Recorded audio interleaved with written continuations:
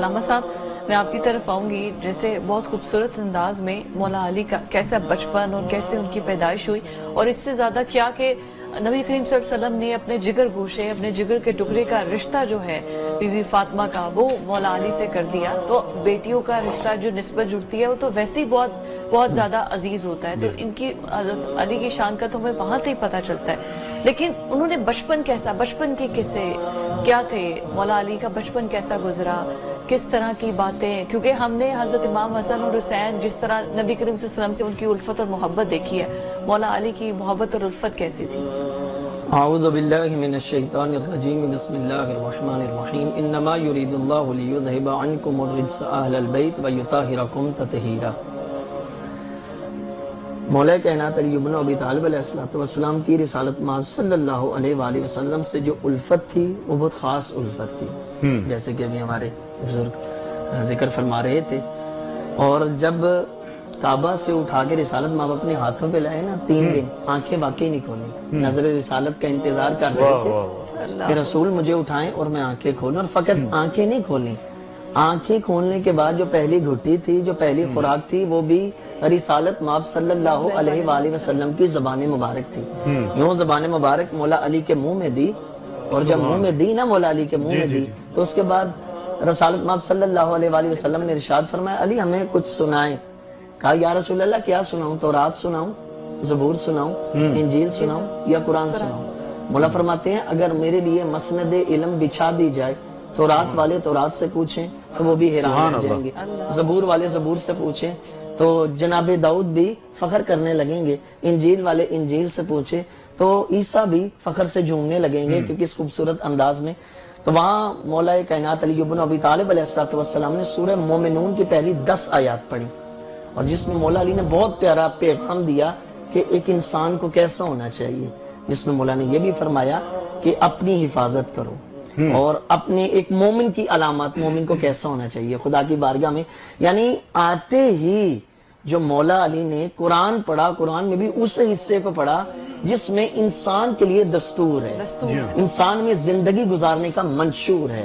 اس کے لیے ایک موٹو بیان کیا تمہیں کس انداز میں اپنی زندگی گزارنی ہے اور ایک مومن کو کیسا ہونا چاہیے، پوری ڈائریکشن دی. اچھا یہاں پہ مولا کائنات علی بن ابی طالب علیہ السلام کو اٹھایا، پھر رسالت مآب گھر لے گئے. اور میں ایک بات عرض کر دوں، جب مولا کائنات علی بن ابی طالب علیہ السلام کی ولادت با سعادت ہوئی ہے، اس وقت رسالت مآب صلی اللہ علیہ وآلہ وسلم کی عمر مبارک 30 ایئرز تھی، 30 سال، پورے 30 سال مولا علی رسالت مآب سے. یہ علیحدہ بات ہے، عمر ایک جیسی پائی، رسالت مآب کی بھی 63 سال، مولا کائنات کی بھی 63 سال، عمر ایک جیسی پائی لیکن چھوٹے تھے. اور گھر میں انداز یہ ہوا کرتا تھا، رسالت مآب اپنے ساتھ سلاتے تھے، اپنے پاس بٹھاتے تھے. یعنی ابھی ہمارے بزرگ بیان فرما رہے تھے، صحابیت کا معیار اگر آپ دیکھنا چاہیں نا، یعنی عرفان رسول، عرفان رسالت مآب ولادت سے پہلے بھی رکھتے تھے، لیکن صحابیت کا معیار ہے کہ ایمان کی حالت میں رسول کو دیکھنا، رسول کے ساتھ زندگی گزارنا، کسب فیض کرنا. تو میں یہاں پہ ایک جملہ کہا کرتا ہوں، جو باقی رسالت مآب کے صحاب ہیں وہ یا تو بازار میں رسالت مآب سے ملاقات کیا کرتے تھے یا مسجد نبوی میں رسالت مآب سے ملاقات کیا کرتے تھے، لیکن انداز علی تو سب سے نرالا ہے.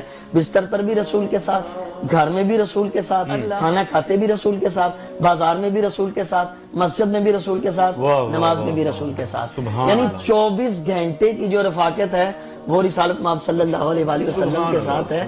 اسی لیے تو فرمایا کرتے تھے یا رسول اللہ میں تو آیا ہی آپ کی نصرت کے لیے ہوں، میں آیا ہی آپ کی مدد کے لیے ہوں. یہاں میں کہتا ہوں اتباع کی اس سے پیاری مثال میرے ذہن میں نہیں ہے. جب بیت المقدس کی طرف رسالت مآب صلی اللہ علیہ وآلہ وسلم منہ کر کے نماز پڑھا کرتے تھے نا، تو رسالت مآب کی آرزو تھی، خواہش تھی کہ اللہ کا حکم آئے اور میں بیت اللہ کی طرف رخ کر کے نماز پڑھوں.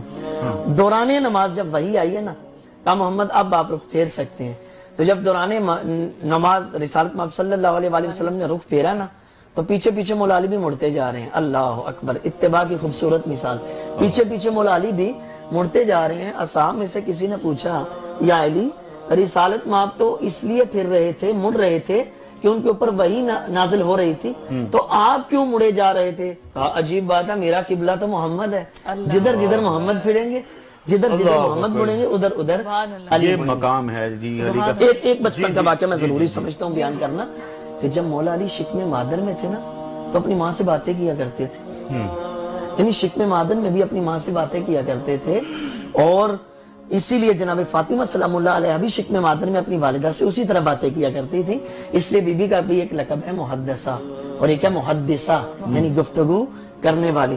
اور جناب ابو طالب سے کہا ایک دن، جناب فاطمہ بنت اسد سلام اللہ علیہ ام المعصومین ہے، بی بی فرماتی ہیں کہ میرے سرتار یہ جو بچہ ہے نا میرے شکم میں، مجھ سے باتیں کیا کرتا ہے، مجھ سے باتیں کیا کرتا ہے۔ کہا فاطمہ یہ کوئی عام بچہ نہیں ہے، بلکہ یہاں تک فرمایا کرتے تھے ماں پریشان نہ ہوا کرے، میں آپ کا مشکل کشا بیٹا ہوں اور میں آپ کی مشکل کشائی کروں گا۔ اور ایک میں بچپن کا یعنی کہ بچپن سے نوجوانی کی طرف ایک واقعہ میں ذکر کرنا ضروری سمجھتا ہوں۔ دعوت ذل شیرہ، جب رسالت مآب صلی اللہ علیہ وآلہ وسلم نے وہ جلسہ، پہلا جلسہ بلایا لوگوں کو تبلیغ کے لیے، اپنے قریبیوں کو تبلیغ کے لیے جب پہلی تبلیغ کی اور اس کا اہتمام کیا جناب ابو طالب علیہ السلام نے اس کا پورا انتظام و اہتمام کیا، پھر وہ 3 دن آتے تھے، کھا کے چلے جاتے تھے۔ پھر ایک دن رسالت مآب صلی اللہ علیہ وآلہ وسلم ارشاد فرمانے لگے چچا یہ روزانہ اٹھ کے چلے جاتے ہیں، کہا آج دیکھتا ہوں کون اٹھ کے جاتا ہے، محمد آج جو تیرے دل میں پیغام ہے، کل ما شئتا،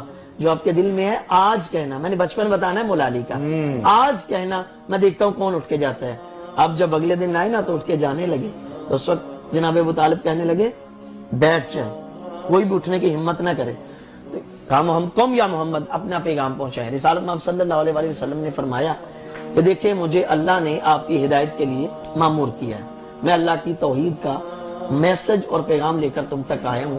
اور پھر دوران گفتگو رسالت مآب نے کہا یہ مشن بڑا مشکل ہے، چونکہ دیکھیں نا توحید ان لوگوں میں سمجھائی جا رہی ہے جو مشرکین ہیں، توحید ان میں سمجھائی جا رہی ہے جن میں اپنا اپنا خدا ہے۔ یعنی جب رسالت مآب کہیں گے خدا ہے اور وہ بھی ایک ہی ہے تو ان کے خداؤں کی نفی ہوگی، ان کو تو غصہ آئے گا، ان کو تو برا لگے گا، ان کو تو جلال آئے گا۔ تو پھر رسالت مآب صلی اللہ علیہ وآلہ وسلم نے فرمایا یہ مشن بڑا مشکل ہے، مجھے یہاں ایک ناصر کی ضرورت ہے۔ اس وقت مولا علی کا سن ہے 13 سال، 13 سالہ علی ایڑیاں بلند کرتے ہوئے اٹھے اور فرمایا انا ناصروں کا یا رسول اللہ، یا رسول اللہ آپ کے اس مشن میں آپ کا ساتھ دوں گا۔ جب پہلی مرتبہ اٹھے رسالت مآب نے بٹھا دیا، پھر جب کہا کون ہے اس مشن میں میرا ساتھ دے گا، پھر بھی مولا علی اٹھے، رسالت مآب نے پھر بٹھا دیا۔ جب تیسری مرتبہ اٹھے نا تو اس وقت رسالت مآب صلی اللہ علیہ وآلہ وسلم نے 13 سالہ علی کی اس نوجوانی کے عالم میں مولا کو پاس بلایا، کندھے پہ ہاتھ رکھ کے کہا ان ھذا اخی و وصی و خلیفتی فیکم فاسمعوا لہ واطیعوہ، کہا یہ میرے بعد میرا خلیفہ ہے، میرا جانشین ہے، اور وہاں فرمایا یہ میری فاطمہ کا شوہر بھی ہے۔ تو وہاں مولا علی کا انداز دیکھیں کہ چونکہ نصرت کا وعدہ کر چکے تھے، 13 سال کا علی نصرت کا وعدہ رسالت مآب سے نبی سے کر چکے تھے۔ محفل برخاست ہوئی، آگے آگے رسالت مآب، پیچھے پیچھے مولا علی، گٹھلیاں جیب میں تھے۔ اب مشرکین جن میں تبلیغ کی تھی ان میں بھی کچھ مشرکین تھے، اب جن سے گزر کے محمد نے جانا تھا، یعنی توحید کا جو پہلا جلسہ رسالت مآب نے کیا اس کے بعد مشرکین کو تو آگ لگ گئی، جو باہر کھڑے تھے وہ سارے مشرک تھے، اب آگے آگے محمد، پیچھے پیچھے علی۔ 13 سالہ علی 13 سال کی عمر میں نصرت کا وعدہ محمد سے کر چکے ہیں۔ سبحان اللہ۔ اب جب نکلے تو مشرکین نے، ان کو غصہ آ گیا، جلال آ گیا، بھئی ہمارے خداؤں کی تو نفی ہوگی، ملیا میٹ ہو گیا، ان کی تباہی ہو گئی۔ تو مولا علی کو پتا تھا یہ کیا کریں گے، اب یہ حملہ کرنے، چونکہ نصرت کا دعویٰ وعدہ کر چکے ہیں، وہیں سے اپنی نصرت کا پہلا ٹریلر علی نے پیش کر دیا۔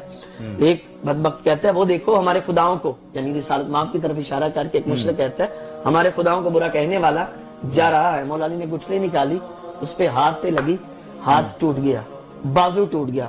ایک بدبخت نے سینہ چوڑا کر کے کہا رسالت مآب کی طرف اشارہ کر کے وہ دیکھو ہمارے خداؤں کو برا کہنے والا جا رہا ہے۔ مولا علی نے گٹھلی ماری، کھجور کی گٹھلی سینے پہ لگی، ہڈیاں توڑ کے پش سے نکل گئی۔ اعتراض کرنے والے نے اعتراض کر شیر خدا ہے، بے شک۔